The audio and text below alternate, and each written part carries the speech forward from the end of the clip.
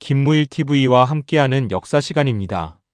오늘은 대한제국이 멸망하던 날 그 마지막 어전회의를 되짚어보려 합니다. 500년 넘게 이어져 온 제국의 운명이 하루아침에 역사 속으로 사라졌던 그날. 1975년 4월 월남 패망의 순간만큼이나 허망했던 그 비극적인 하루를 되새겨봅니다. 시간을 1910년 8월 22일로 돌려보겠습니다. 순종 황제 즉위 4년 경술년이라 불렸던 그 해입니다. 우리에게는 만국의 해로 기억되지만 일본은 자국 연호인 메이지 43년으로 기록했죠. 역사가들은 이 시기를 개화기라 부르지만 그 이면에는 제국의 운명이 저물어가는 침통한 풍경이 자리하고 있었습니다. 그날 새벽의 풍경은 기괴했습니다. 초록 잎사귀마저 지칠 만큼 무더웠던 아침, 창덕궁과 경운궁 주변에는 2,800여 명의 일본군 정예 부대가 깔려 있었습니다. 그들은 찻검을 한 채 10m 간격으로 늘어서서 고종과 순종의 처소를 위협했습니다. 사실상의 무력 점령 상태였던 셈입니다. 하지만 궁궐 담장 밖 한양거리는 묘하게 평온했습니다. 경성 주재 외국 공사관들은 저녁에 있을 만찬의 정치적 의도에만 신경을 곤두세웠고 헌병과 순사들의 눈초리는 매서웠지만 시민들의 일상은 평소와 다를 바 없었죠. 그렇게 무심한 아침 해가 중천을 향해 뜨고 있었습니다. 오전 11시 국내부 대신 민병석과 시종원경 윤덕영이 순종 앞에 엎드렸습니다. 그들은 이미 일본과의 합병 절차가 끝났다며 총리 대신 이완용에게 정권을 위임하는 어전회의를 열어달라고 읍소했습니다.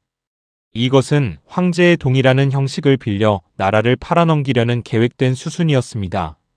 실제로 이완용과 데라우치 통감은 이미 엿새 전부터 비밀 협상을 진행해 왔습니다. 내각회의에서 조약 내용을 확정짓고도 혹시나 기밀이 셀까 두려워 황제의 측근들에게조차 회의 당일 오전 9시가 돼서야 소식을 알렸을 만큼 치밀하고 은밀하게 움직였습니다. 침통한 표정의 순종 황제는 망연자실한 채 허공을 응시할 뿐이었습니다. 결국 순종은 칙명을 내립니다. 대세가 이미 정해졌다면 피할 도리가 없지 않겠는가. 한탄과 절망 속에 비극의 마지막 어전회의가 비로소 결정되는 순간이었습니다. 오후 1시 창덕궁 대조전 내전인 흥복헌에 신료들이 모여듭니다. 이완용을 비롯한 대신들과 황실 대표인 흥왕이, 김윤식 등 10명의 신료들이 자리를 채웠습니다. 그들은 초조한 얼굴로 황제를 기다리며 다가올 비극을 마주하고 있었습니다. 오후 2시 순종이 모습을 드러냈습니다. 용안은 백지장처럼 창백했고 입은 굳게 닫혀 있었습니다. 500년 종묘사직이 끝나는 현장의 무거운 공기 속에서 대신들조차 쉽사리 입을 떼지 못했습니다. 숨조차 쉬기 힘든 심연과도 같은 침묵이 흥복헌을 감싸고 있었습니다. 더위에 지친 매미 소리만이 귀가 따갑게 울려 퍼지던 그 시간, 회의의 안건은 단 하나였습니다. 바로 이완용에게 합병 조약의 정권을 위임한다는 것이었죠. 이에 반대하던 학부 대신 이용직은 출장 명령을 거부하고 시금을 전폐한 채 칩거에 들어갔지만 대세를 돌이킬 수는 없었습니다. 이완용은 을사늑약 때처럼 다시 마각을 드러냈습니다. 합병의 불가피성을 강변하며 1시간 동안 현란한 논리를 펼쳤죠. 이미 회유당한 다른 중신들은 꿀먹은 벙어리처럼 이완용의 눈치만 살피며 고개만 주걱거릴 뿐이었습니다. 나라는 그렇게 허수아비들에 의해 팔려나가고 있었습니다. 이완용의 주장은 오직 하나 합병 후 황제의 칭호를 왕으로 하느냐 태공으로 하느냐의 차이뿐이었습니다. 순종은 발언 내내 눈을 감고 단 한마디도 하지 않았습니다. 시간의 흐름마저 멈춘 듯한 정막 속에서 오후 3시를 향해 비극의 시계가 돌아가고 있었습니다. 오후 3시 순종은 떨리는 목소리로 마지막 결정을 내립니다. 동양 평화를 위해 다들 그러하다 하니 어쩔 수 없지 않겠는가. 나라를 잃는 최고 통치권자의 나약한 결정이었습니다. 찢어질 듯한 가슴을 억누르며 그는 끝내 나라의 주권을 내려놓고 말았습니다. 훗날 기록은 순종이 흔쾌히 제가했다고 교활하게 왜곡했습니다. 하지만 실제로는 국세를 찍지 않는 방식으로 저항했다는 증언이 전해집니다. 순정 효왕후가 국세를 치마 속에 감추며 저항했다는 슬픈 비화는 그날의 결정이 결코 자발적인 것이 아니었음을 증명합니다.